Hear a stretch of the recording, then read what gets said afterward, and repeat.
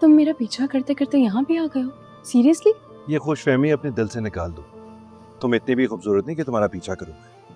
अपने काम से आया था और अब जा भी रहा हूं। या तो मुझसे शादी करने के लिए हाँ करो या मेरे जनाजे में शरीक होने के लिए तैयार हो जाओ। क्या तो कल हम निकाह करेंगे? क्या फिर आखिरी बार मेरा चेहरा देखने जरूर आना? यार अब तो जो होना था हो गया ना, अब क्या करूं मैं?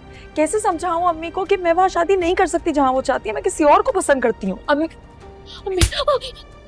मोहब्बत का उबाल ना बासी कढ़ी की तरह होता है, जितनी जल्दी ऊपर आता है ना उतनी ही जल्दी बैठ भी जाता है। क्या हुआ है? मैं किसी को पसंद करती हूँ। बात तो बताओ, क्या तुम दोनों एक दूसरे को जानते हो?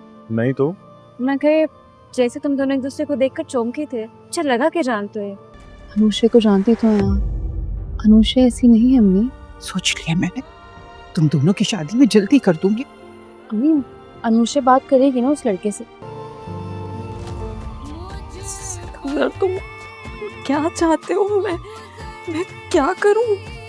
नाजरीन, ड्रामा सीरियल मोहरा की आने वाली एपिसोड बहुत ज़्यादा इंटरेस्टिंग बनने वाली है। नेक्स्ट एपिसोड में आप देखने वाले हैं और अलीज़े को ऑर्फन बच्चों से बहुत ही ज़्यादा लगाव होता है, इसीलिए वो बार बार ऑर्फनेज जाकर बच्चों से मिलती रहती है और हमज़ा भी वहीं आया जाया करता है। अलीज़े और हमज़ा का एक मरतबा फिर से आमना सामना भी होने वाला है। अलीज़े जैसे ही बच्चों से मिलने के लिए ऑर्फनेज गई हुई होती है, हमज़ा भी वहाँ पर आ जाता है और हमज़ा और अलीज़े एक दूसरे को देखने के बाद बहुत ज़्यादा चौंक जाते हैं और अलीज़े हमज़ा से यही सवाल करती है, तुम मेरा पीछा क्यों कर रहे हो और तुम एक मरतबा फिर मेरा पीछा करते करते यहाँ तक पहुँच गए हो। तो हमज़ा उसे यही बात करेगा, मैं तुम्हारा पीछा नहीं कर रहा बल्कि मैं तो यहाँ एक काम से आया हूँ और मैं यहाँ से अब जा भी रहा हूँ। और हमज़ा अलीज़े को पसंद करने लग गया होता है और अलीज़े को ये बात अभी तक मालूम भी नहीं होती। और वहीं दूसरी तरफ अनुषे भी बहुत ज़्यादा परेशान होती है क्योंकि सिकंदर उसे इस बात पर मजबूर कर रहा होता है कि वो जाकर कोर्ट मैरिज करें, लेकिन अनुषे इस बात के लिए राज़ी नहीं हो रही होती। इसीलिए सिकंदर अपनी चाल चलता है और अनुषे को इमोशनली ब्लैकमेल करने की कोशिश करता है और उसे यही कहता है, अगर कल के कर तुमने मुझसे निकाह नहीं किया तो मैं अपनी जान ले लूँगा। लेकिन अनुषे इस बात को सीरियसली नहीं लेती और जैसे ही अनुषे यूनिवर्सिटी जाएगी तो सिकंदर उसको वहाँ पर नज़र नहीं आएगा।